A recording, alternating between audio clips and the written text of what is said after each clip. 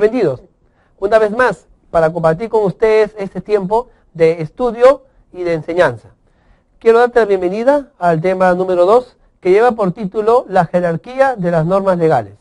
Ya hemos visto en el tema número 1 la Constitución y la supremacía que ella tiene sobre las normas de rango inferior. ¿Cuáles son estas normas de rango inferior? ¿Cuál es el criterio por el cual nosotros vamos a diferenciarlas? ¿De qué manera la Constitución marca este inicio de escalafón de jerarquía y de diferenciación entre ellas? ¿Por qué no es una norma al lado de la otra? Todas estas preguntas vamos a responderla al desarrollar este segundo tema. Vamos con la primera diapositiva.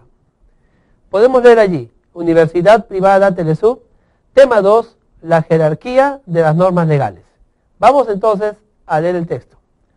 La noción de jerarquía de las normas es necesaria para comprender la esencia del constitucionalismo, tomando como criterio jerárquico la pirámide jurídica expuesta por Kelsen.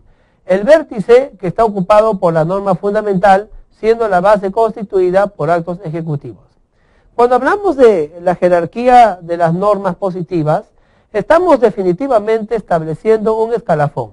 Estamos diciendo que no todas las normas son iguales. Imaginemos si esto fuera así. ¿A qué norma obedeceríamos nosotros cuando encontramos que una, otra, o tres, o cuatro, o cinco hablan sobre el mismo tema?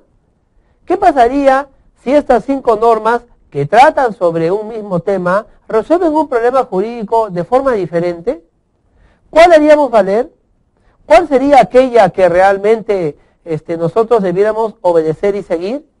¿Y qué si uno de estas 5 leyes hipotéticamente existentes contradijera principios totalmente íntimos a la humanidad? Por ser norma tendremos que obedecer. ¿Cuál va a ser la razón, la forma por la cual vamos nosotros a diferenciar una de la otra y a dar a una la importancia que debe, a darle las otras la importancia inferior que exista e incluso eliminar de nuestro uso alguna de esas leyes? ¿Cuál es el secreto? El secreto es justamente la jerarquización de estas leyes. Decir que una de ellas es la más importante y basada en ellas darle la importancia a que le firme, a que le siga, a la que le sigue en forma subsecuente. Y en realidad lo que estamos diciendo es que cualquier ley tiene su razón de existir en una ley superior. Y esa ley superior a su vez en otra ley más superior, ¿no? Aunque suene redundante.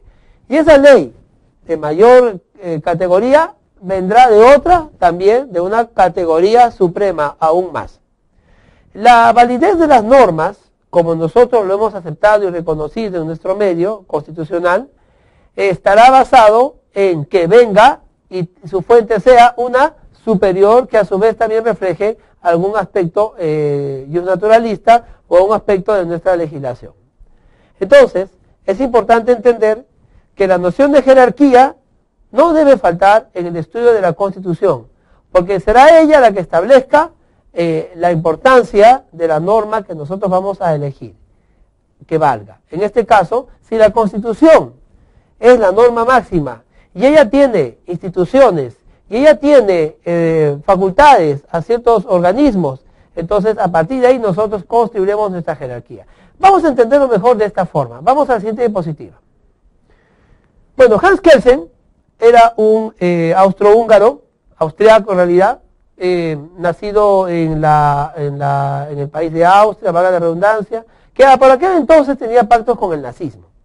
Cuando el nazismo invade Austria, o mejor dicho, se alía con Austria para enfrentar a las potencias democráticas y para iniciar los proyectos de invasión de toda Europa, Hans Kelsen se opone rígidamente a la existencia de estos gobiernos dictatoriales, de estos gobiernos absolutistas, y lucha ideológicamente contra esta forma de gobernar, contra esta forma de ordenar el Estado.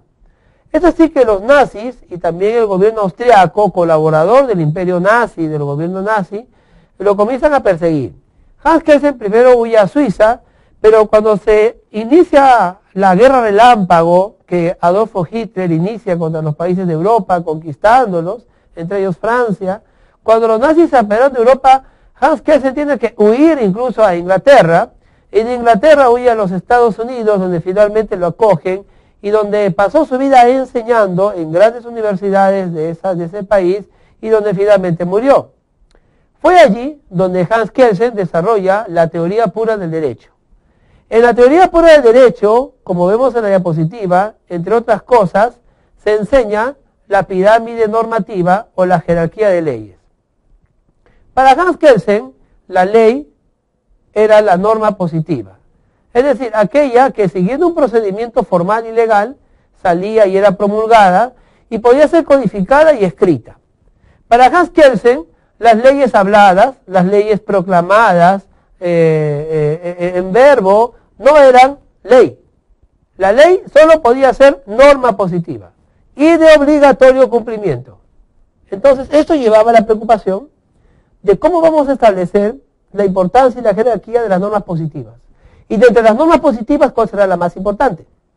Hans Kelsen entonces concibe la existencia pedagógica de una pirámide, en donde, como nosotros podemos ver, el vértice principal está la Constitución Nacional. En todo país que tenga un gobierno democrático, que tenga un sistema republicano de gobierno y que haya aceptado la ley como la máxima forma de expresión de la voluntad del pueblo, la Constitución será el vértice de esa pirámide normativa. Debajo de ella, como dijimos ya en los temas anteriores, estarán las demás normas jerárquicas. Algunos ejemplos hemos puesto en la diapositiva. En la pirámide de Kelsen que vemos en la diapositiva, efectivamente vemos la Constitución Nacional como el principal vértice de esa pirámide. Seguida a ella encontramos la ley